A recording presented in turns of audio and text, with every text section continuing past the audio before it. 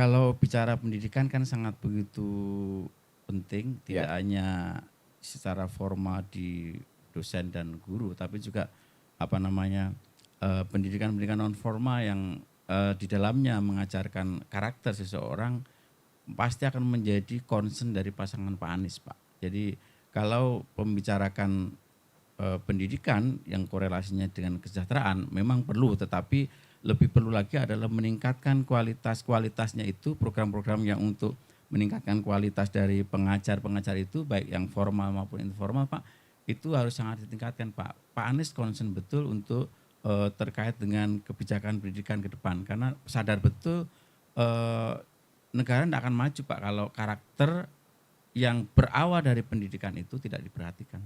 Karakter itu maksudnya sebenarnya? Karakter itu mungkin kalau diberikan ke etika juga, Pak. Ya. Itulah yang ada gambaran ini akan menunjukkan Indonesia ke depan, Pak.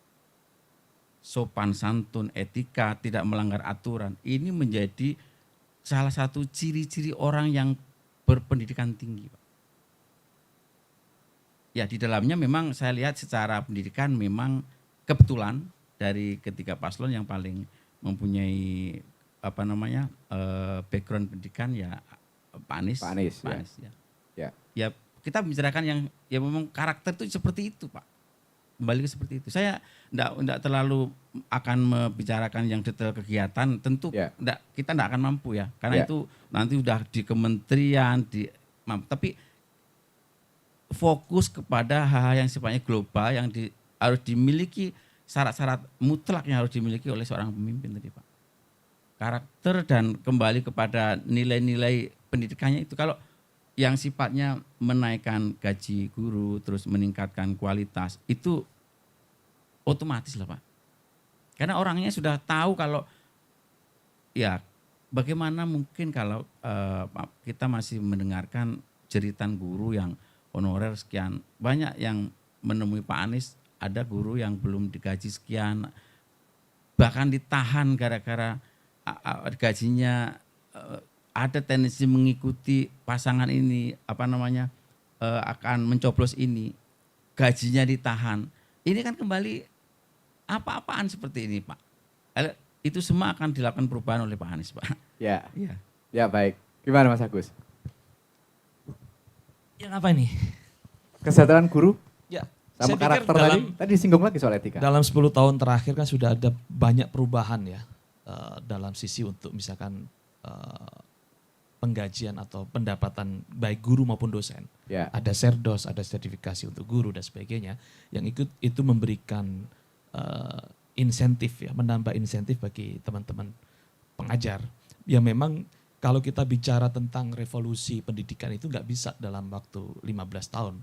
Di Jepang misalkan setelah misalkan tadi cerita tentang Hiroshima Nagasaki itu butuh 25 sampai 30 tahun. Sedangkan Indonesia ini kan negara ini terus maju dan nggak bisa di stop gitu ya. Artinya proses perubahan yang dilakukan selama 10 tahun berjalan ini saya pikir itu sudah mulai ada perubahan.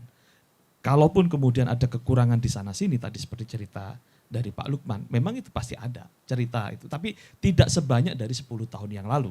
Proses perubahan itu dilakukan. Kalau dari sisi untuk peningkatan gaji dan kesejahteraan guru dan dosen misalkan.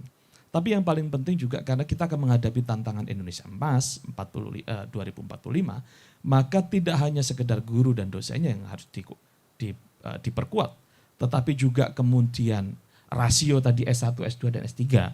Indonesia ini masih 6%. Dibandingkan dengan Malaysia kalau nggak salah sekitar 32 sekian persen.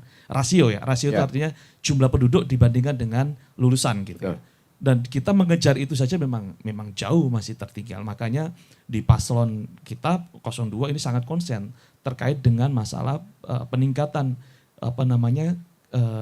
jumlah lulusan kita S2, S1 maupun S3. Ini akan menjadi konsen khusus karena disitulah nanti akan munculnya kemudian kesiapan kita menghadapi Indonesia Emas. Tapi kemarin 2045. muncul pertanyaan juga, kenapa Pak Jokowi baru sadar sekarang? Bukan baru sadar sekarang, tidak sebenarnya. Itu kan hanya bagian dari rentetan proses ya.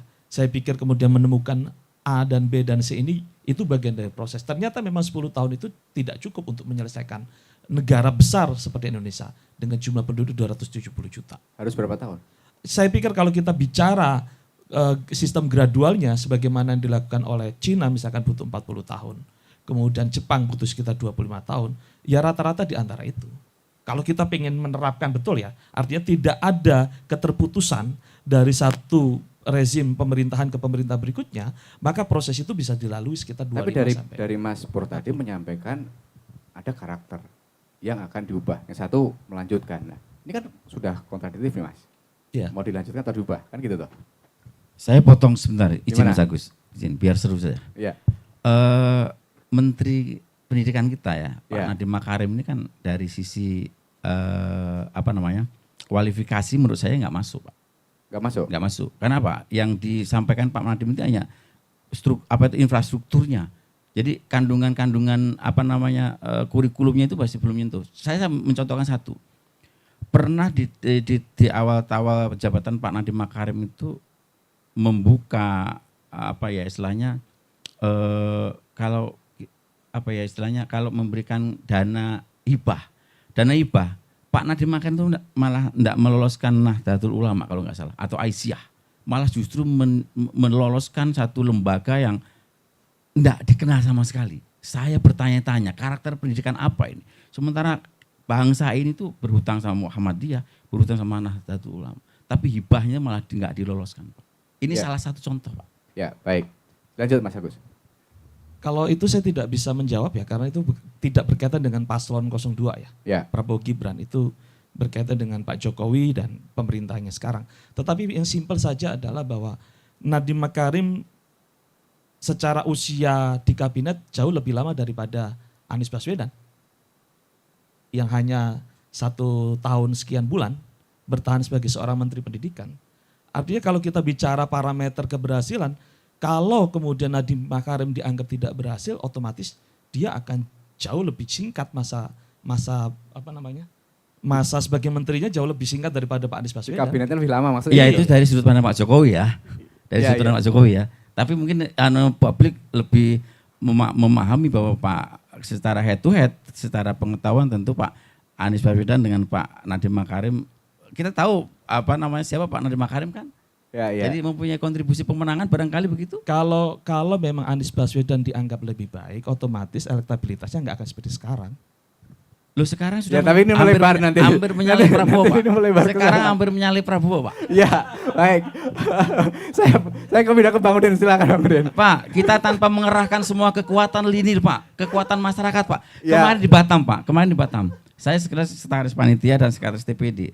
Saya melihat, Pak, begitu banyaknya masyarakat tanpa dikoordinir.